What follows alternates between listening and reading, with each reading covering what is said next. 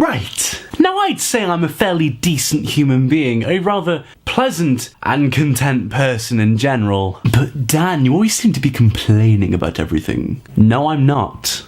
Yes, you are. I mean, look at all the videos you've made about things you don't like. You know, how about pineapple on pizza, the self-checkout vid. Yes, I know, okay? Some things annoy me. And here's another. Bad grammar.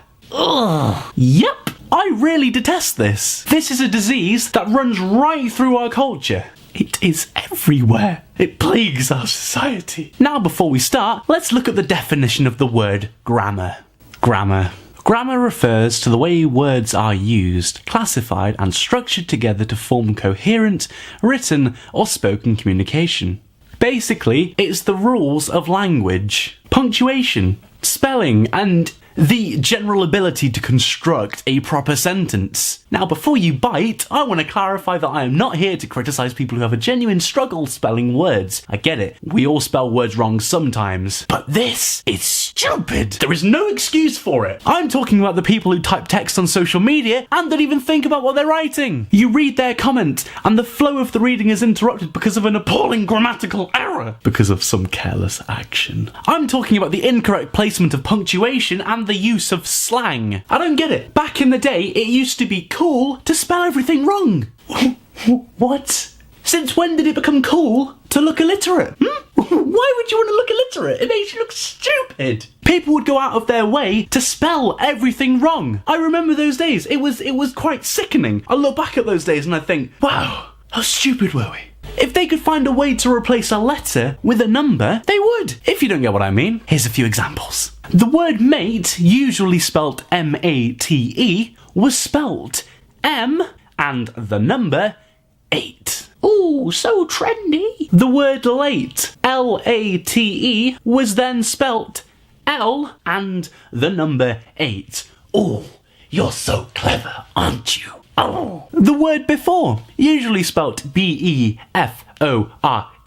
was now spelt the letter B and the number 4. Oh, aren't you clever? Well done for thinking of all those alternative words. You probably end up spending more time looking for alternatives when you could have just written the flippin' word. One phrase I do remember is ruffle, rolling on the floor laughing. When do you actually roll on the floor laughing? And why would you put that to describe what you're doing? You don't roll on the floor laughing. I guarantee whenever you put ruffle, you were not laughing. Your face was like this.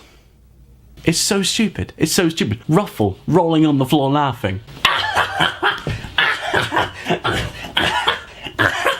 L-M-A-O, LMAO. This one meant laughing my ass off. I hate to break it to you guys, but an ass is a donkey. So when you say LMAO, you're essentially saying laughing my donkey off. How would you laugh a donkey off? Why would you laugh? What? Why would you laugh at it? It doesn't make sense. Studies say that English is one of the world's most widespread spoken languages. Yet, it's classed as one of the most hardest to learn. Why would you want to learn English? I didn't want to learn English. I was born into England, so I've had the language forced upon me. Hey, I'd rather just speak Italian. It's so much easier. That's probably a bit racist, wasn't it? On to the next part. Another criminal offender is the misuse of punctuation. I found some tweets off the website Twitter to explain exactly why punctuation and spelling is very, very important, or else you, my friend, can look stupid. Have the courage to speak to me face to face. No fighting. Let's be adults and talk it out. Or bury the hatchet. Bury the hatchet. I'm sure that's meant to say bury. I mean, why would you call your hatchet Barry? Who is Barry the Hatchet? Sometimes I snap at people. Spelled people wrong and use the wrong I. Sort your life out. Sometimes I snap at people on Twitter because I'm insecure. It's a defense mechanism. Why are people so stupid?